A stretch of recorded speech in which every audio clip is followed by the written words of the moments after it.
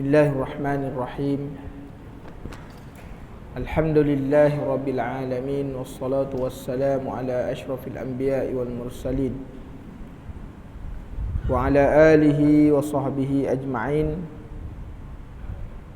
Subhanaka la ilma lana illa ma 'allamtana innaka antal alimul hakim.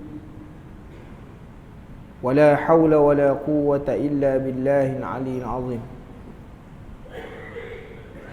Allahumma la sahla illa ma ja'altahu sahla wa anta taj'alul hazna idza syi'ta sahla.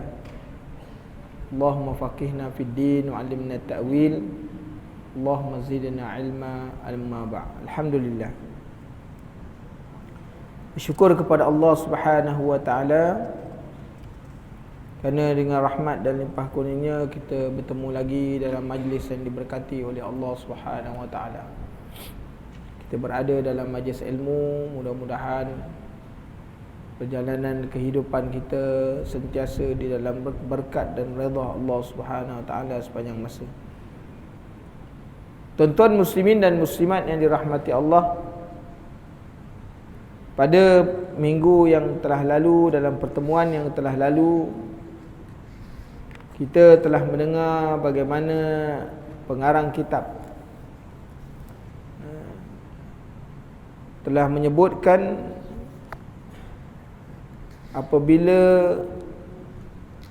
tala'is syam, iaitu terbitnya matahari, maka hendaklah seseorang itu membahagikan kehidupannya kepada empat bahagi. Yang pertama, menyibukkan diri untuk menuntut ilmu atau mengajar ilmu. Sekiranya dia tidak berkemampuan, maka hendaklah dia memperbanyakkan zikrullah. Ataupun kalau dia tidak mampu juga, hendaklah menyibukkan untuk memberikan khidmat kepada orang-orang soleh atau berkhidmat kepada masyarakat. Dan kalau tidak juga, maka jadilah orang yang keempat yang menyibukkan diri dengan urusan mencari kewajipan ataupun bekalan untuk ahli keluarganya, sehingga ia tidak sempat untuk melakukan perkara-perkara yang dilarang oleh Allah Subhanahu wa taala, ataupun terlibat dengan perkara-perkara yang menyakiti orang lain, ataupun yang membawa kepada kemusnahan dirinya atau kemusnahan diri orang lain. Jadi ini empat keadaan. Maka jangan terkeluar daripada empat ni. Kita boleh masuk di salah satu tempat. Jadi tuan-tuan muslimin dan muslimat, hari ini kita nak menyambung lagi. Disebutkan oleh pengarang kitab ni, Syekh Abu Ali Al-Banjari, menyebutkan bahawa hamba Allah itu pada hak agamanya tiga. Ketahuilah bahawa pada hak agama ni, hamba Allah ni diterbahagi kepada tiga. Yang pertama, dinamakan dia salim, iaitu sejahtera daripada seksa, iaitu orang yang menyimpankan atas berbuat segala yang difardukan atasnya dan meninggalkan akan segala sekalian maksiat. Ini yang pertama. Kedudukan orang yang pertama pada hak agama ni ialah disebut sebagai golongan salim, iaitu orang yang sejahtera daripada seksa. Kenapa?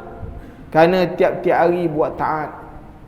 Jaga maknanya sembahyang, jaga maknanya perintah Allah, dan meninggalkan segala larangan. Ini kedudukan yang pertama, kan? Makna kelompok yang mesti ada, yang perlu kita duduk dalam kumpulan, sama ada yang disebut dengan nama kumpulan salim, iaitu orang yang sejahtera. Adapun kelompok yang kedua, daripada golongan manusia ni pada hak agamanya, iaitu disebut dengan nama kelompok atau kumpulan rabih, yang mendapat laba, iaitu orang yang berbuat segala yang difardukan atasnya dan menjauhkan daripada segala maksiat, serta ia membanyakkan segala yang sunat. Dia bukan setakat jaga fardu je, dia bukan setakat meninggalkan perkara yang dilarang, tapi ni bab sunat-sunat ni dijaga. Sebab tu Rasulullah sallallahu alaihi wasallam ni, apabila datang seorang sahabat bertemu dengan Rasulullah sallallahu alaihi wasallam, "Ya Rasulullah, kau doakan aku untuk masuk syurga." Jadi bila dia minta kepada Rasulullah untuk masuk syurga, Rasulullah kata perbanyakkan dengan ibadah sunat. Jadi Rasulullah sallallahu alaihi wasallam dalam bab perkara sunat ini tuan-tuan, dalam bab semayang, kerana Rasulullah dia cukup menyukai solat. Kan?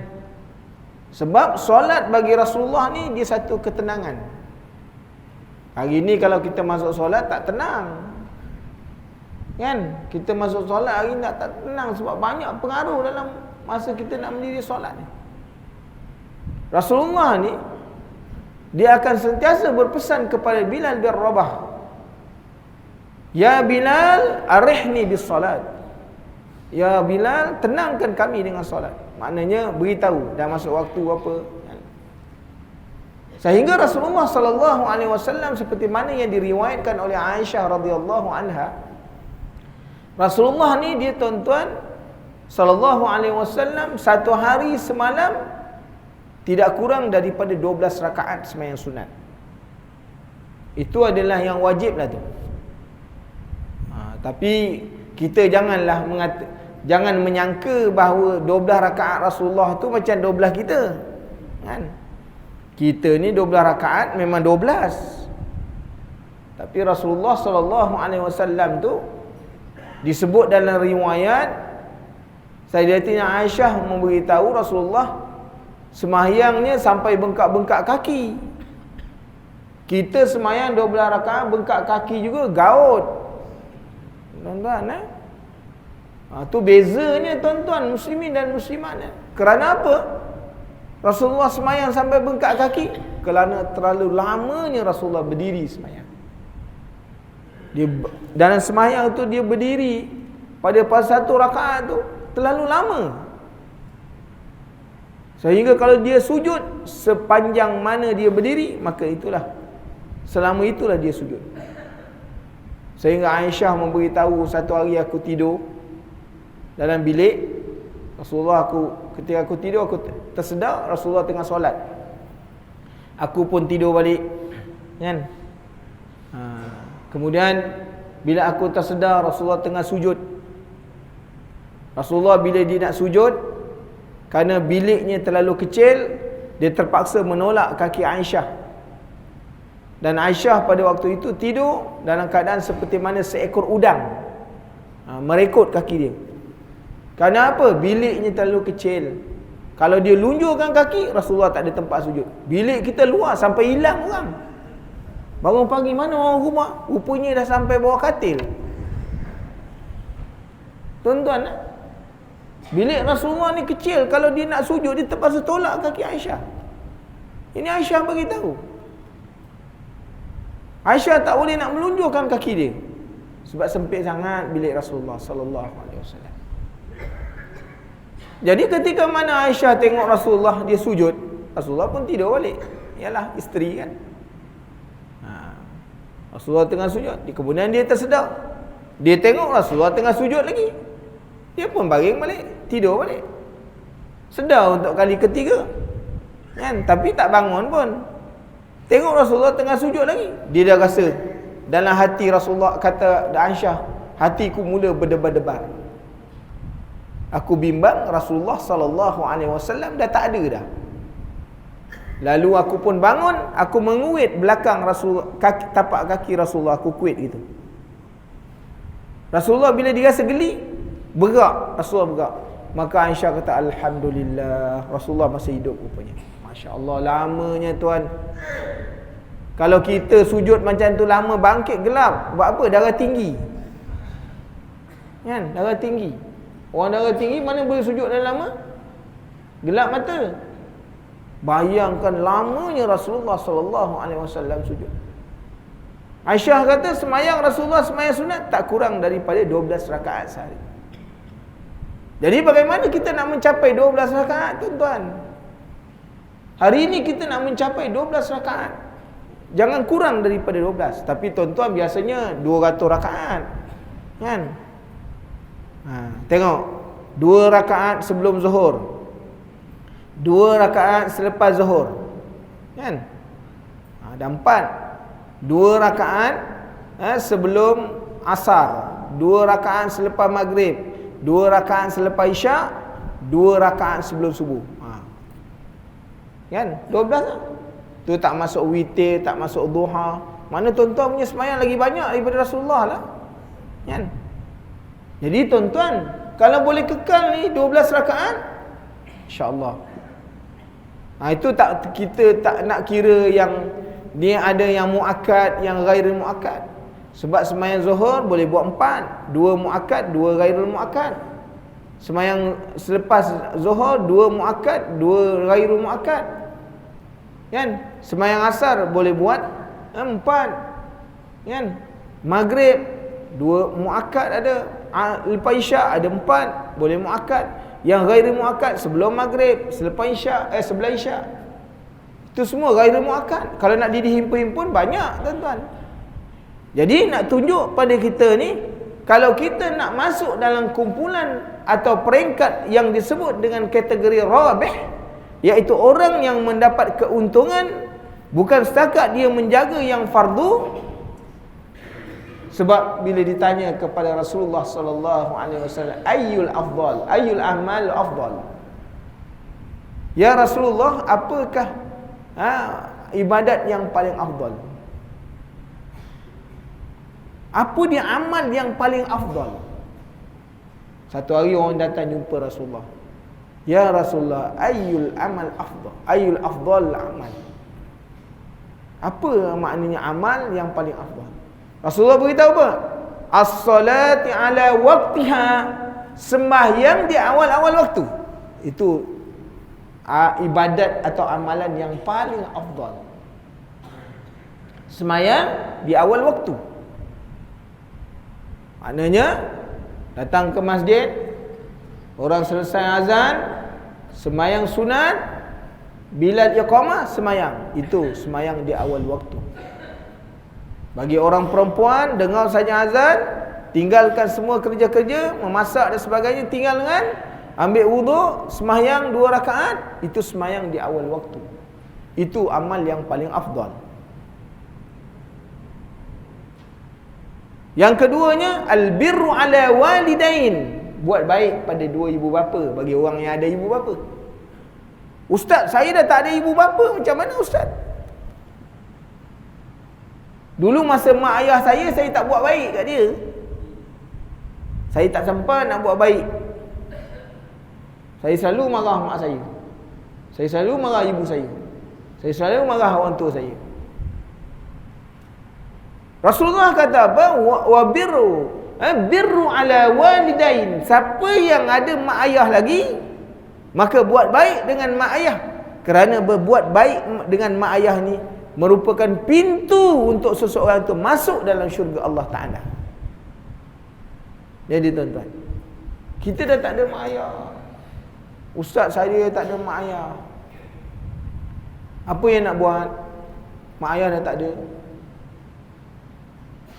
Masih lagi kita boleh berkhidmat, buat baik kepada mak ayah lagi, walaupun mak ayah dah tak ada. Ustaz, saya kat masa mak ayah ada, saya tak sempat buat baik.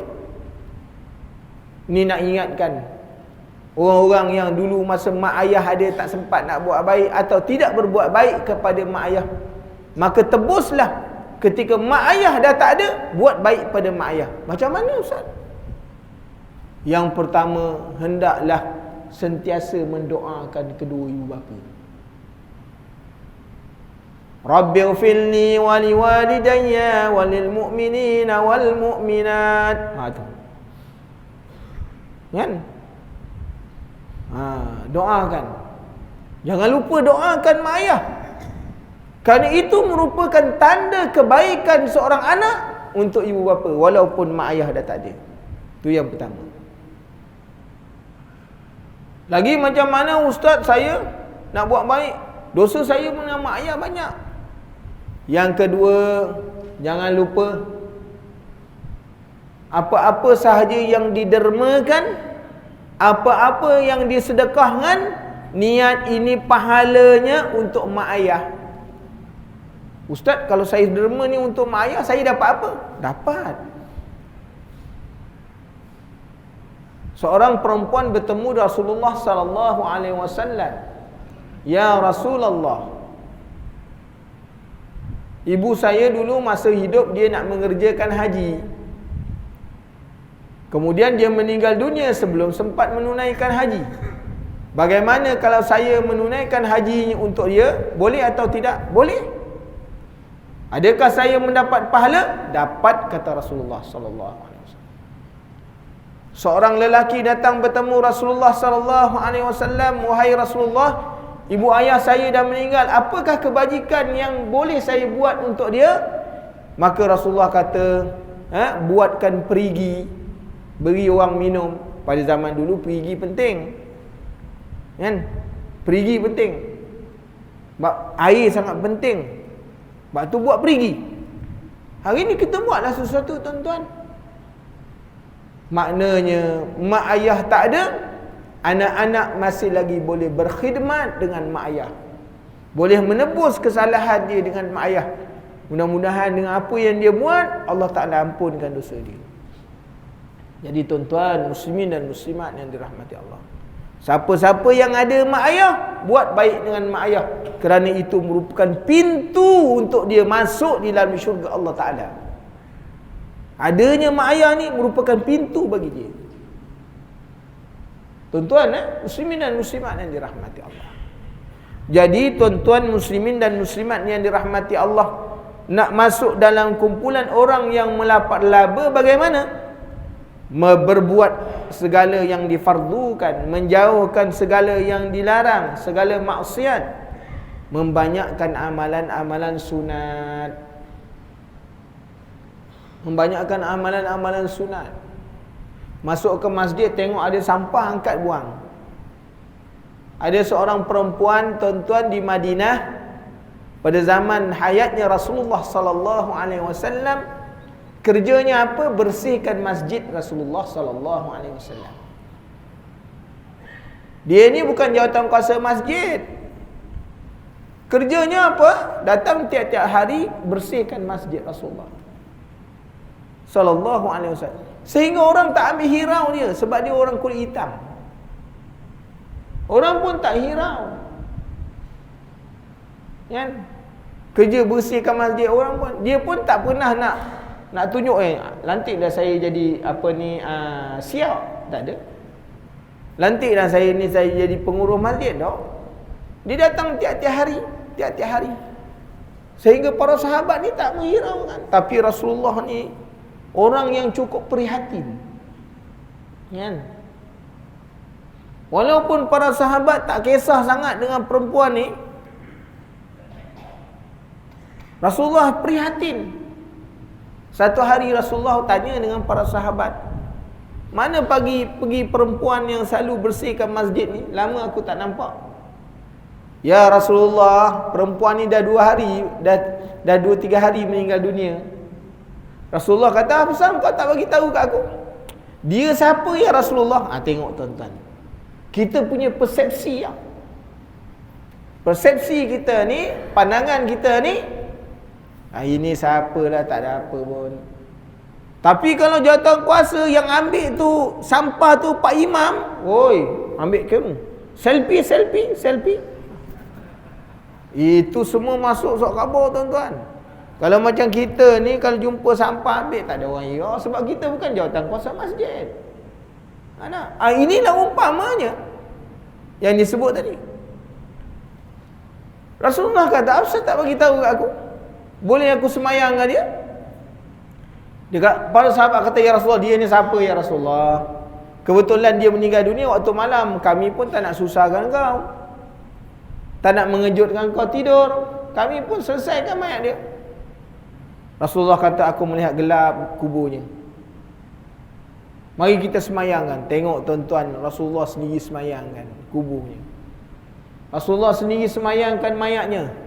Di situ disebut oleh para ulama bahawa semayangnya semayang sunat ghaib. Jadi nak menunjukkan di sana ada hukum, orang dah mati 2-3 hari boleh semayang. Namanya solat ghaib. Kan? Tuan-tuan, tidak ada sesuatu berita paling gembira apabila Rasulullah semayang dengan dia. Bila dia semayang, Rasulullah semayang dengan para sahabat, Rasulullah pun beritahu melihat kuburnya dah bercahaya sekarang. Allah. Kita tak nampak Rasulullah ni, Allah Ta'ala buka hijab, nampak. Tuan-tuan, muslimin dan muslimat yang dirahmati Allah. Ni amalan-amalan sunat, orang tak nampak. Orang anggap dia benda remeh. Kan? Kadang-kadang kita masuk bilik air, kita tengok bilik air ni kotor tak? Biar kalau dia kotor, ini kerja tok siap ni. Tak pernah kita tergerak nak basuh sikit ke. Dalam tu ada leberus. Tak pernah kita tergerak. Kan? Tak pernah tergerak pun. Kadang-kadang orang yang buang air ni, Allah, satu masalah pula. Dan dia diberi buang air percuma. Kan? Air tak kena bayar, semua tak kena bayar.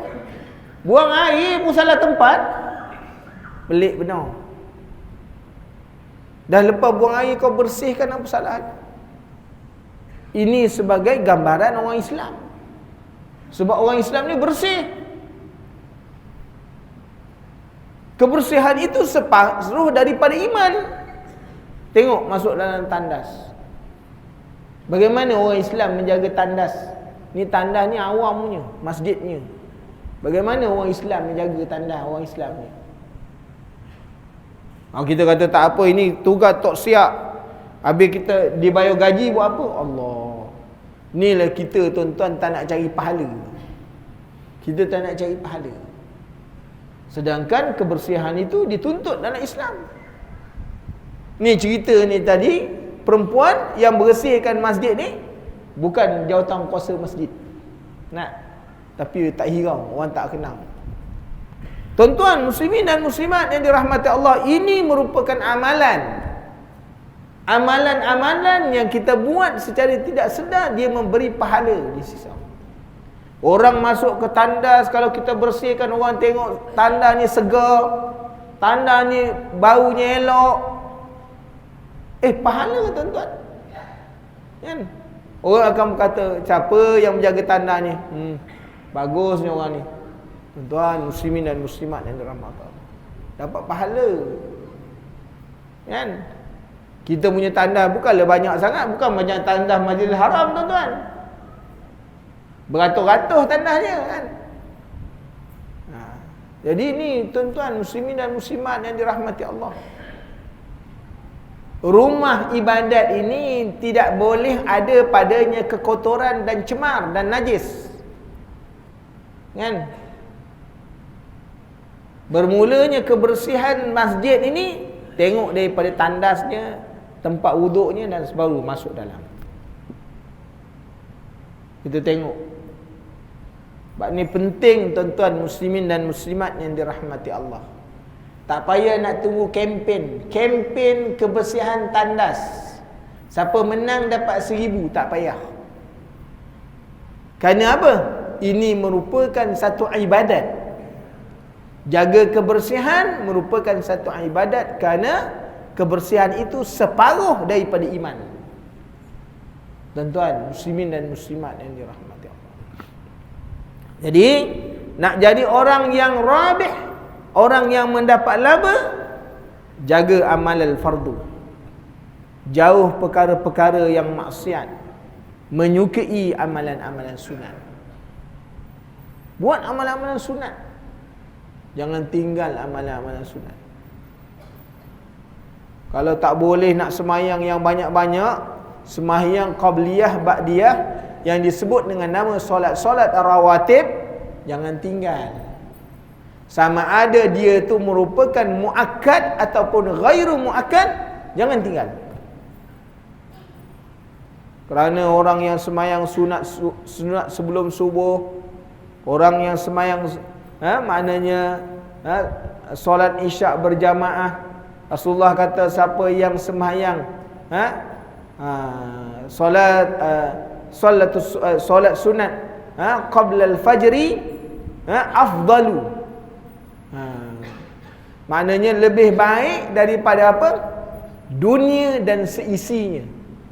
2 rakaat, raka'ataini qabla al-fajri khairan, dia lebih baik, kan? Lebih baik daripada dunia dan seisinya. 2 rakaat dia. Kita kata macam mana nak dapat 2 rakaat Ustaz? Datanglah awal. Hari ini pun kita dah lewat sembahyang 8 minit dilewatkan. Jadi boleh datanglah kan. Sempat tu solat fajar tu. Jangan tinggal. Kalau tak sempat buat di rumah. Kerana Rasulullah sallallahu alaihi wasallam melakukan solat-solat sunatnya di rumah. Kan? Solat-solat sunat buat di rumah. Yang fardu tu datang di masjid. Jadi tuan-tuan muslimin dan muslimat yang dirahmati Allah, ini kelompok yang kedua. Kelompok yang ketiga yang disebutkan pada hak agama ini ialah khasir, iaitu orang yang mendapat rugi. Dalam Quran kita dengar perkataan khasirun, kan? Yakhsarun dan sebagainya. Daripada kalimah khasara, iaitu rugi. Orang yang meninggalkan akan yang fardu atasnya dan mengerjakan barang yang ditegah atasnya. Ini orang-orang yang khasir, orang-orang yang rugi. Fardunya ditinggalkan, kan? Tapi yang ditegah, yang itu yang dibuat, kan? Orang suruh masuk masjid semayang, dia masuk masjid kebah duit tabung. Tu kan rugi. Maka jika tiada kuasa engkau menjadikan dirimu itu pada martabat yang rabih, itu paling tinggi lah, walaupun diletak nombor 2, kan? Yang rabih itu diletak martabatnya, diletak yang nombor 2. Kata maknanya pengarang kitab kita ni, kalau sekiranya kamu tidak kuasa, maknanya tak boleh nak buat, nak menjadi orang yang mendapat untung tiap-tiap hari, kan? Nak dapat untung tiap-tiap hari, tak jadi, tak boleh begitu. Maka hendaklah engkau jadikan dirimu pada martabat yang salim, iaitu orang yang sejahtera hidup setiap hari, yang tidak terkena akan seksaan Allah Subhanahu wa taala. Jadi masukkan martabat tu dalam martabat yang salim. Dan hendaklah engkau takuti dan engkau jauhi daripada martabat khasir, yang dapat kerugian. Kalau kita ni tiap-tiap hari masuk dalam martabat khasir, maka kita ni menjadi orang yang rugi, tuan-tuan muslimin dan muslimat yang dirahmati Allah. Dunianya rugi, akhiratnya lebih-lebih lagi. Jadi dengan sebab itu, kita kena menempatkan diri kita, kata pengarang kitab ini, dalam 2 keadaan, sama ada kumpulan ma'rabih ataupun kumpulan yang dikatakan salim. Jangan masuk kumpulan yang ketiga. Dan ketahuilah olehmu pula wahai talib. Siapa itu talib? Talib ni ialah orang yang menuntut kejayaan dunia dan akhirat, kan? Tu maksud talib. Orang yang menuntut kejayaan. Kejayaan apa? Dunia dan akhirat. Sesuai dengan doa yang kita baca, Rabbana atina fid dunya hasanah. Itu yang diajar. Wa fil akhirati hasanah wa qina azabannar. Tu doa yang diajar oleh Allah Ta'ala kepada makhluk dia, kepada hamba-hamba dia. Maka dia kata bahawasanya bagi hamba Allah Ta'ala itu pada hak sekalian makhluk ada 3. Tadi pada hak agama, ini pada hak makhluk. Bagaimana? Pertama seperti malaikat. Pada keadaan manusia ni pada hak makhluk, ada orang yang macam malaikat. Macam mana? Iaitu mereka yang berbuat kebajikan kepada makhluk dan kasih sayang akan mereka itu dan memasukkan kesukaan dalam hati mereka. Ni kerja orang buat baik je. Malaikat. Malaikat Allah Ta'ala ciptakan apa? Buat baik kan? Buat taat. Mana ada malaikat langgar perintah?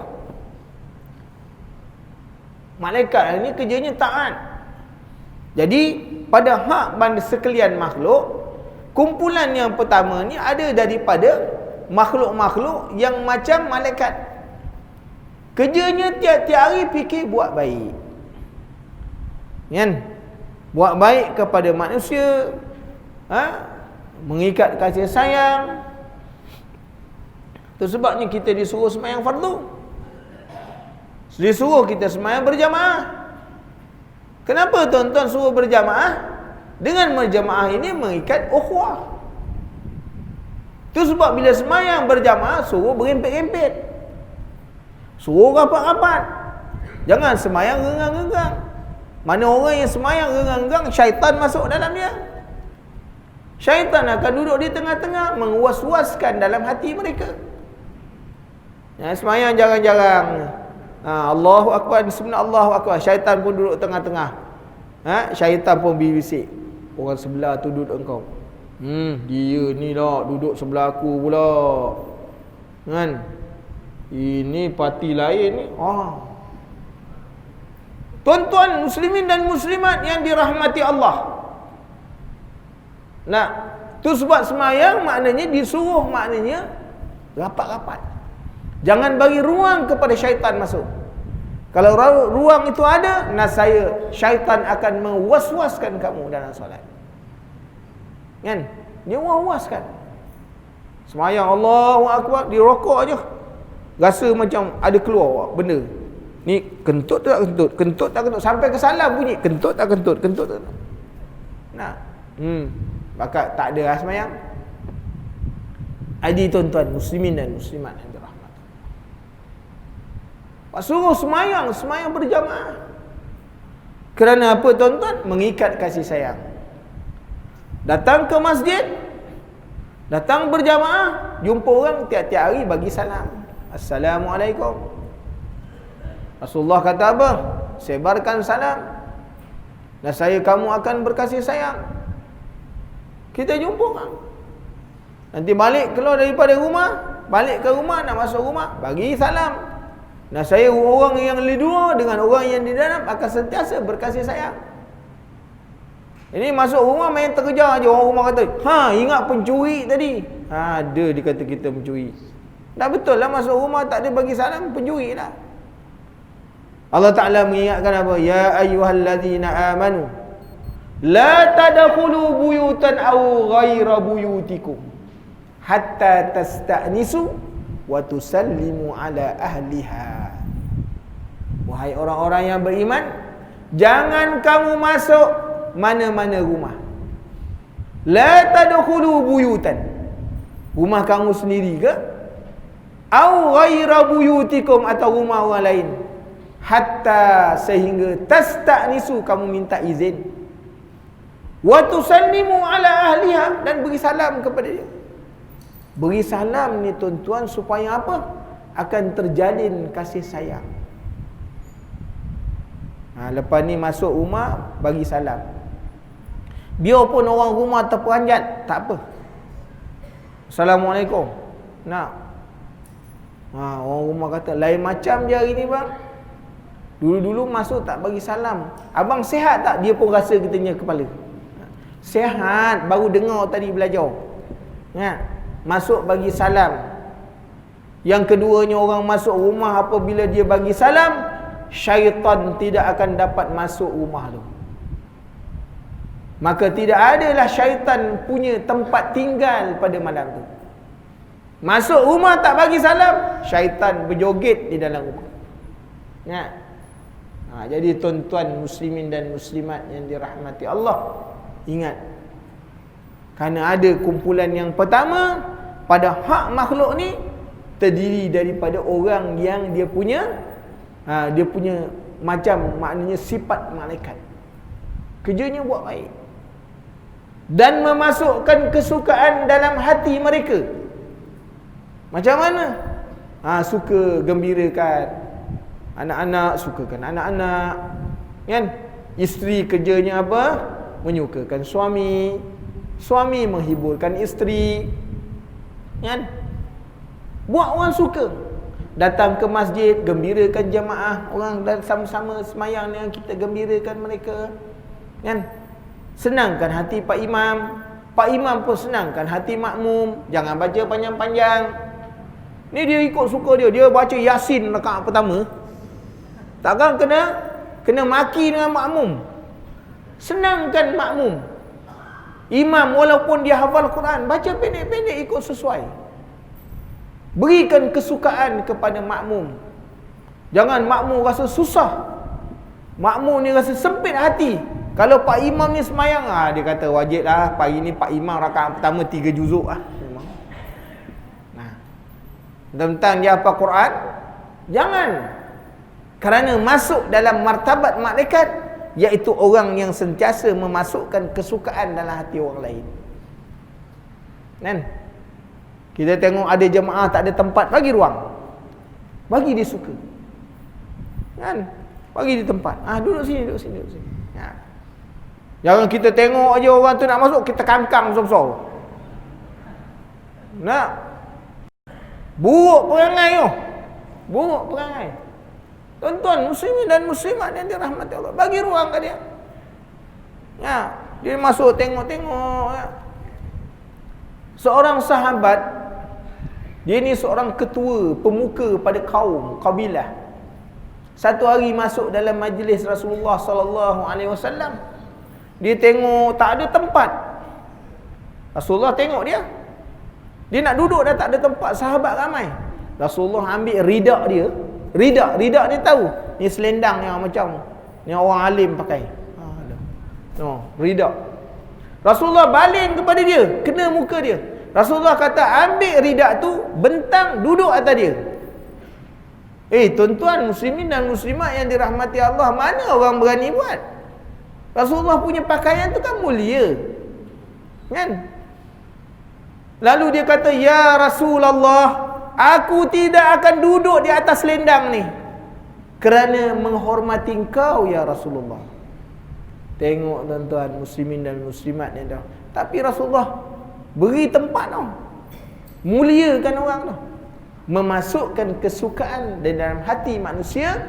Yang mukmin itu hukumnya adalah disuruh tuan-tuan. Jadi tuan-tuan, yang keduanya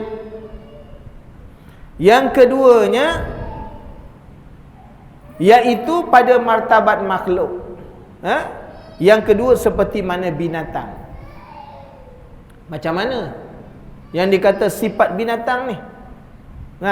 Iaitu mereka yang tidak berbuat kebajikan kepada makhluk dan tidak berbuat kejahatan. Buat jahat pun tidak, dia macam sifat binatang. Jahat pun tidak, baik pun tidak. Ada? Ni. Dan yang ketiga dia kata, seperti mana sifat kala dan ular dan binatang yang buas, iaitu mereka yang berbuat kejahatan dan makhluk akan makhluk dan tiada diharap akan kebajikan kepada makhluk.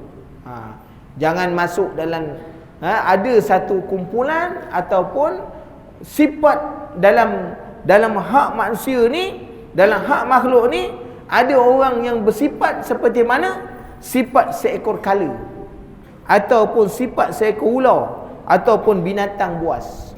Ini bahaya. Kita kalau duduk dekat sebelah rumah dia, tak selamat. Ada je benda yang dia jadi masalah. Ada. Kala ni tuan-tuan, kita jangan cuit.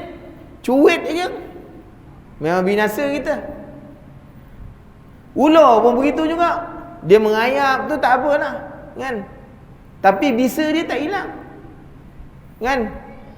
Ular yang menyusur tidak akan hilang bisanya, tuan-tuan. Tapi kalau kena, selamat kita. Dan jadang seperti mana orang yang bersifat seperti mana binatang buas. Kerjanya apa? Nak menerkam, nak makan orang lain.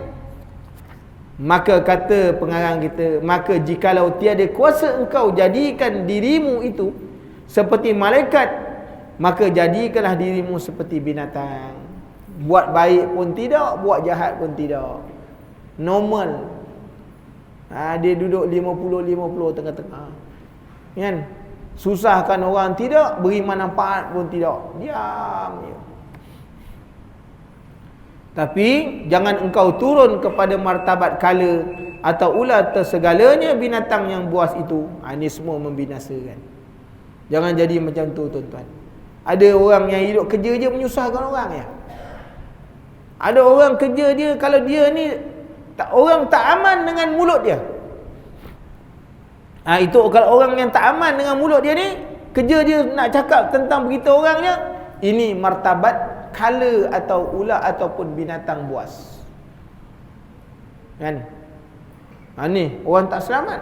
Dengan tangan dia pun orang tak selamat, dengan mulut dia pun orang tak selamat. Bahaya. Maka dia kata syahdan, kan? Sayugia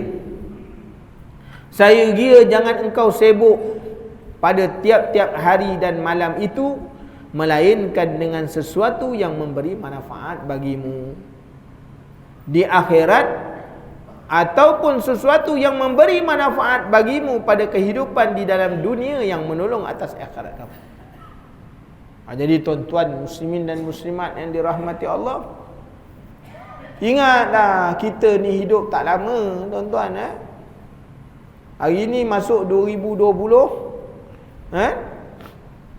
hari ni malam yang ke-10, bermakna 10 hari dah bertambah. Umur dah bertambah. Yang dulu 70, sekarang 70, 10 hari. Mana umur bertambah, tuan-tuan. Adatnya kalau orang bermusafir, jauh sekali mana pun dia berjalan, apa yang kita tahu? Dia pasti akan sampai di tempat tujuan dia. Lama macam mana pun dia jalan, pasti dia akan sampai ke destinasi, ke tempat perhentiannya. Maka inilah perumpamaan hidup. Lama mana pun Allah Ta'ala bagi umur pinjam pada kita, pasti akan sampai pada penghujung. Jadi dengan sebab itu, apabila kita hidup, hendaklah kita mengetahui tentang matlamat kehidupan. Apa matlamat kehidupan orang mukmin? Apa matlamat kehidupan orang yang beriman? Maka hendaklah menyibukkan setiap hari, siang dan malamnya dengan perkara-perkara yang memberi manfaat, sama ada pada dunia maupun akhirat. Itu matlamat orang beriman. Dia ada, dalam istilah orang sekarang sebut apa? Ada wawasan, kan? Lagi canggih orang kata visi dan misi. Lagi padat canggih. Yang cakap pun tak faham apa benda yang dicakap tu. Nah, maknanya mesti ada matlamat hidup. Orang beriman ada matlamat hidup. Hidup dekat atas dunia ni bukan free bagi orang beriman. Kerana apa? Rasulullah sallallahu alaihi wasallam menyebut dalam hadisnya, kullukum ra'in. Kamu ni, semua kamu ni yang hidup ni, adalah pengembala. Adalah orang yang bertanggungjawab. Orang yang dipertanggungjawabkan. Kullukum ra'in Wa kullukum mas'ulun an ra'iyatihi. Kamu ni pemimpin, besok kamu akan ditanya dengan kepimpinan. Orang yang ada jawatan dah kena banyak tanya dah. Ibu akan ditanya tanggungjawab ibu. Sepanjang menjadi ibu, daripada tak ada anak kepada anak sampai meninggal dunia, besok ditanya apa tanggungjawab. Tanggungjawab pada suami, tanggungjawab pada anak-anak, semua ditanya. Ayah ketika mana jadi suami, besok ditanya apa tanggungjawab pada suami, pada ibu, pada isteri. Apa tanggungjawab besok pada anak-anak, dah ada anak, apa tanggungjawab? Besok ditanya di depan Allah. Wa kullukum mas'ulun an ra'iyati. Mereka ditanya, tuan-tuan. Jadi dengan sebab itu, dekat atas dunia buat benda yang baik, supaya soalannya mudah, soalannya senang, tak banyak soal. Kita buat benda yang baik. Jadi tuan-tuan, jikalau tiada kuasa engkau mendirikan akan agamamu pada berbuat ibadat serta bercampur dengan manusia, hendaklah engkau jauhkan akan segala manusia seperti mana engkau bersunyi sendirian. Maknanya tuan-tuan, kalaulah kita ni hidup bermasyarakat, kan, bercampur gaul dengan manusia, maka kita tak mampu untuk mewujudkan maknanya kebaikan dalam agama, kan? Tak boleh nak buat kebaikan, tak mampu nak memberikan kebaikan, tak mampu nak memberi manfaat pada orang lain. Kemungkinan kalau kita ada dengan masyarakat, jadi susah pula. Kita menyusahkan orang. Maka pada kata pengarang ini, hendaklah engkau bersunyi bersendirian. Balik kerja, duduk kat rumah. Besok keluar kerja balik, kan? Macam itulah. Kalau kita masuk masyarakat pun, kita duk menyusahkan orang. Banyak masalah, tak boleh nak memberi sumbangan pada agama. Jikalau engkau bersunyi bersendirian, nasai engkau kuasa mendirikan agama. Dah duduk seorang-seorang, boleh semayang, boleh zikir, boleh baca Quran. Sekarang dah bercampur gaul dengan orang, main game, kan? Sekarang ni Tok Haji pun main game tau, kan? Main game apa nama, game online. Tok Haji pun pandai ni. Anak dia ajar. Pak nak beli, nak main game pak. Anak pun ditunjukkan macam mana. Nanti apa ni, saya masuk ke internet. Wah, dia masuk ke internet pula. Pak sekali pun main game. Dulu masa tu tak ada, main cangkul je. Kali dah tu umur 70 dapat game, suka dia, kan? Jadi leka. Tuan-tuan muslimin dan muslimat yang dirahmati Allah, tadi masuk dalam masyarakat, kita tak boleh buat apa-apa. Disuruh kita memencilkan diri bersendiri, supaya dengan bersendiri kita boleh menghidupkan agama. Semayang banyak, dapat ibadat banyak, dapat zikir banyak. Maka dikata apa? Itu adalah lebih baik pada kamu. Jikalau tiada kuasa yang demikian itu, hendaklah engkau tidur. Kalau duduk sendiri pun nampak lagi karut. Lagi karut duduk sendiri. Dah duduk sendiri-sendiri, banyak pula cerita dia, benda yang tak eloknya. Handphone ada, kat rumah ada macam-macam, duduk seorang-seorang. Rupa lagi tak jadi benda, ingat zikir, kan? Rupa ni tak jadi apa. Maka dia kata, kalau dengan bersendiri tidak boleh menghidupkan agama, tiada kuasa yang demikian tu, hendaklah engkau tidur. Tidurlah, tak usahlah cerita banyak-banyak. Tuan-tuan tengok TV tu tiap-tiap hari pun mengarut je. Cindai tu tak habis-habis ceritanya, tuan-tuan. Kan? Wah, tuan-tuan kata, wah ustaz tengok cindai, tak habis-habis ceritanya. Naik aku menyampah tengok. Daripada muka ngekut, dah berubah plastik pula. Daripada rupa, Allahu Akbar, tak ada benda. Tak payahlah tuan-tuan tutup je lah. Tak payah.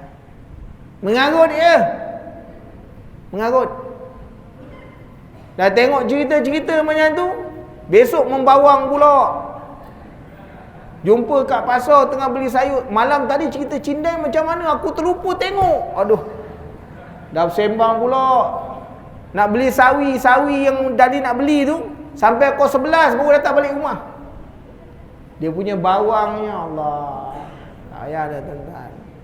Ini yang dikatakan merosakkan agama. Maka dia kata apa? Makna hendaklah engkau tidur, maka itu terlebih baik daripada duduk berkhabar-khabar. Masuk berkhabar-khabar ni apa? Bersembang-sembang. Ni, orang lepas-lepas isyak duduk kedai kopi bersembang, berborak-borak. Itu semua tak memberi manfaat. Tuan-tuan jangan marah. Saya sebut ni baca dalam kitab. Dia kata ustaz tu pandai-pandai, aku tepuk mulut dia ni. Kan? Takkan kita baca ni ada dalam kitab. Berkhabar-khabar tu maksud apa? Bersembang-sembang, bercakap benda yang lara. Itu maksud berkhabar-khabar tu. Tu dia punya pengertian dia. Dan tiada memberi manfaat akan agamamu dan memikirkan yang demikian itu. Kerana sabda Rasulullah sallallahu alaihi wasallam, min husnil islamil mar'i tarkuhu ma la ya'nihi.